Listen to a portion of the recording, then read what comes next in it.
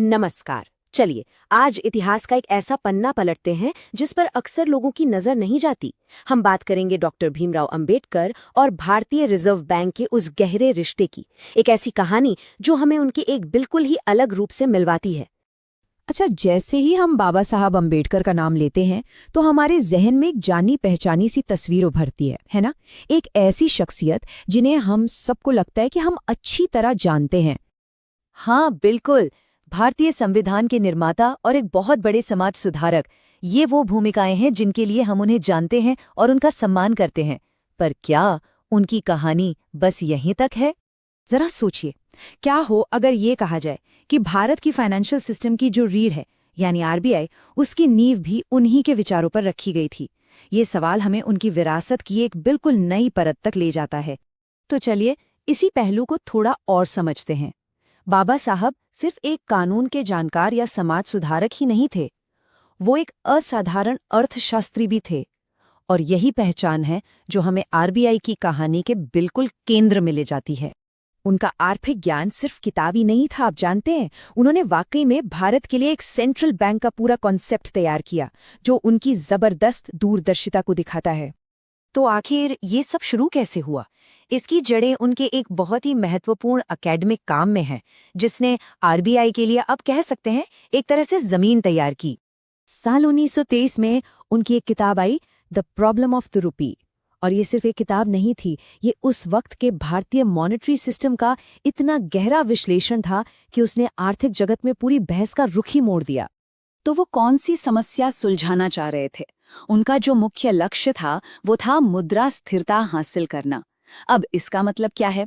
आसान भाषा में कहें तो पैसे की कीमत को स्थिर रखना, ताकि अचानक से बेतहाशा महंगाई ना आ जाए या मंदी अर्थव्यवस्था को डुबो न दे। ये किसी भी मजबूत इकोनॉमी की बुनियाद होती है। तो अपनी रिसर्च में उन्होंने कुछ बड़ी जबरदस्त बातें कहीं। पहली, उन्होंने जोर दिया कि कीमतों में स्थिरता होनी चाहिए। दूसरा, एक मजबूत करेंसी मैनेजमेंट की वकालत की। और इन सब को हासिल करने के लिए उन्होंने एक सेंट्रल बैंक का आइडिया दिया। और सबसे बड़ी बात, उनका मकसद था भारतीय अर्थव्यवस्था को उस औपनिवेशिक ढांचे से आजाद कराना। तो अब सवाल ये उठता है कि उनके ये एकेडमिक विचार हकीकत कैसे बने। आइए देखते हैं कि कैसे उनकी रिसर्च ने सीधे सीधे आरबीआई की स्थापना का रास्ता खोला। ये टाइमलाइन देखिए, सब कुछ एकदम साफ हो जाएगा। 1923 में किताब छपी, फिर 1926 में उन्होंने अपने सारे आइडियाज हिल्टन यंग कमीशन के सामने रखे, जिसे ब्रिटिश सरकार ने बनाया था। और इसके ठीक कुछ साल बाद 1935 में उन्हीं की सिफारिशों पर भारतीय रिजर्व बैंक की स्थापना हो गई। मतलब कनेक्शन बिल्कुल सीधा और साफ है। तो असल में हुआ ये कि हिल्टन यंग कमीशन को जो उन्होंने सुझाव दिए वही आरबीआई का कॉन्सेप्चुअल ब्लूप्रिंट बन गया। ये कोई इत्तेफाक नहीं था, बल्कि उनके सालों के गहरे रिसर्च और ठोस तर्कों का सीधा नतीजा था। लेकिन बाबा साहब की सोच सिर्फ एक बैंक बनाने तक ही नहीं थी। उनका विजन बहुत बड़ा था, बहुत ज्यादा मानवीय था। चलिए उनकी विरासत के इस पहलू को भी समझते हैं।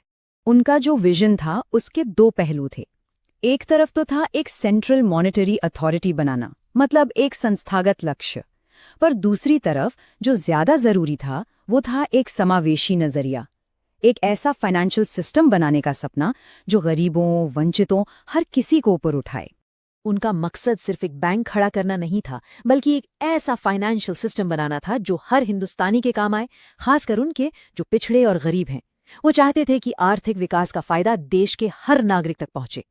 तो हम कह सकते हैं कि आरबीआई भारत की वित्तीय प्रणाली की रीढ़ है, और इस रीढ़ की हड्डी को डिजाइन करने वाले आर्किटेक्ट कोई और नहीं बल्कि डॉक्टर अंबेडकर थे। कितनी बड़ी बात है ये। तो ये पूरी कहानी हमें आज एक बहुत अहम सवाल पर लाकर छोड़ती है। इस छिपे हुए इतिहास को जानने के बाद ये सोचना कितना जरूरी है कि डॉक्टर अंबेडकर का वो समावेशी आर्थिक दर्शन आज के भारत के लिए क्या मायने रखता है। इस पर सोचिएगा जरूर।